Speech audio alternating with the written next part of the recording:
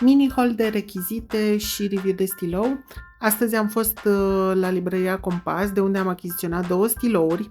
Unul este un Daco pe care voi mi l-ați super cerut pentru review, așa că a venit momentul.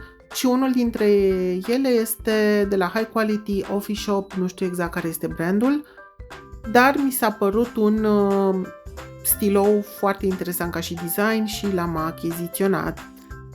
De asemenea, am mai fost la Cărturești, de unde am achiziționat două notebooks Paper Blanks, pe care am dat 29 de lei fiecare. Cei care știți calitatea Paper Blanks și prețul lor știți că e un preț ok.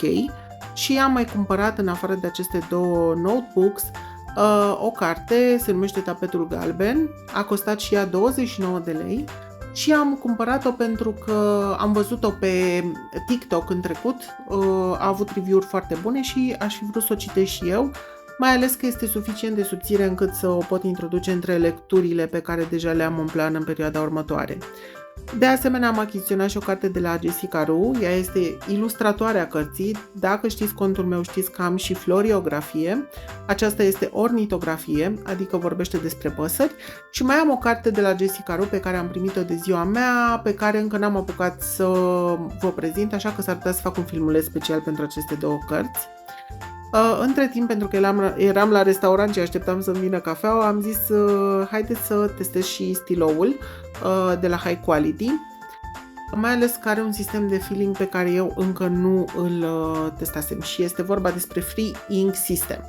Acest sistem, din câte am văzut eu, funcționează la fel ca o cariocă sau un marker, în sensul în care pui culoarea sau cerneala și tija de feeling se îmbibă cu această cerneală și așa scrie. Dacă o să observați, încet, încet culoarea începe să ajungă în vârf prin acea tijă, în imaginile pe care vi le prezint. Nu știu exact ce peniță are acest stilou, nu am văzut să scrie, iar ceea ce vă pot spune este că cerneala n-a ajuns foarte ușor în vârf, a trebuit să mai apăs eu pe cartuș ca să o oblig să ajungă până la capăt. Odată ce a ajuns, cam așa arată. Din punct de vedere design îmi place foarte mult, seamănă cu un Pelican Neo, dar are și clips, ceea ce este un plus. Aici vreau să vă arăt cât de mișto se ia eticheta de pe Paper Blanks.